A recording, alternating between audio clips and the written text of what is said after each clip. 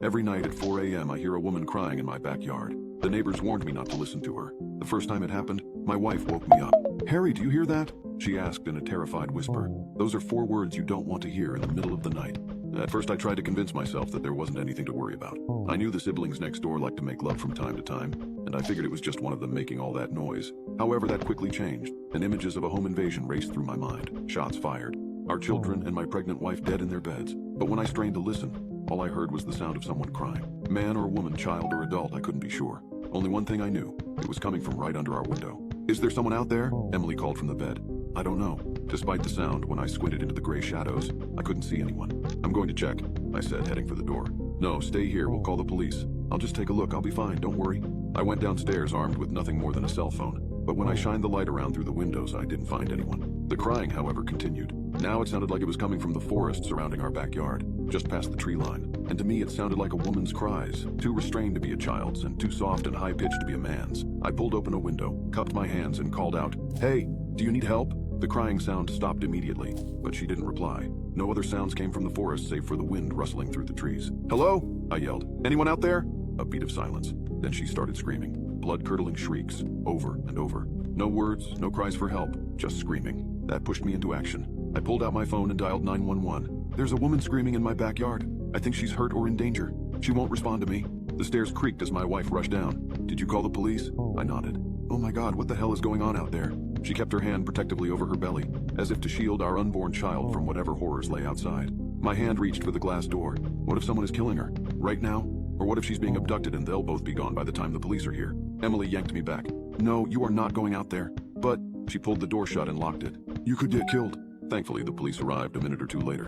As they walked into the backyard, the screaming cut off suddenly. Their flashlights scanned through the trees as they searched, lighting the leaves in white. 20 minutes later, they came back empty-handed. "Probably what you heard was the foxes," the officer said. "They've got this crazy mating call that sounds just like a woman screaming. But I heard her crying." "Look it up online," he said with a smile. "I've been fooled by it too. They sound just like a woman screaming her lungs out. It's insane." By the time we climbed back in bed, the gray light of dawn was spreading over the horizon. When I couldn't sleep, I took the officer's advice and looked up fox sounds. Apparently they do make a sound that sounds pretty similar to a woman screaming. Convincing myself that's all it was, I fell asleep, completely unaware that this was the only beginning of our worst nightmare. The following night it happened again, right at 4 a.m. on the dot. The soft crying coming from the forest. I called the police again. Yet again, they found nothing. They also warned me not to call them over the crying again unless things got worse. And so I didn't call them when it happened the next night. And the next. And the next. I chalked it up to the foxes even though they only made screaming sounds, not crying. I forced myself to fall back asleep every time. We invested in a heavy-duty white noise machine. Bought fans too for good measure. Turned everything up to full blast, and for about a week, we all slept like babies. Thankfully, the kids' rooms didn't face the backyard, so they never heard a thing. Then the night of August 24th happened. The night started out well. Emily and I got the kids to sleep early, and we cuddled in bed for a long time. Longer than we had in weeks. "Our little Ellie," I said, skimming my hand across her belly. Despite her being 5 months pregnant, there was barely a bump there. "Are you sure you're eating enough?" "I'm fine," she replied, pulling my hand into hers and giving it a squeeze. "I just don't want to gain so much weight like I did the last 2 times. You know I think you're beautiful at any weight, right?" I asked. "You don't need to do this for me." "I'm not." She smiled and closed her eyes. "I love you, Harry. I love you too." We fell asleep in each other's arms, only to be woken a few hours later by the crying. It was louder, much louder, so loud I could hear it over the white noise. As I tossed and turned my way out of a deep sleep and pulled myself out of bed, I realized why. It wasn't coming from the window. It was coming from our closet. I immediately shut off the white noise and got out of bed. "Who's there?" I yelled, my hand firmly on my phone, ready to dial 911. No response, just more halting sobs, shuddering breaths, soft sniffles. "What's going on?"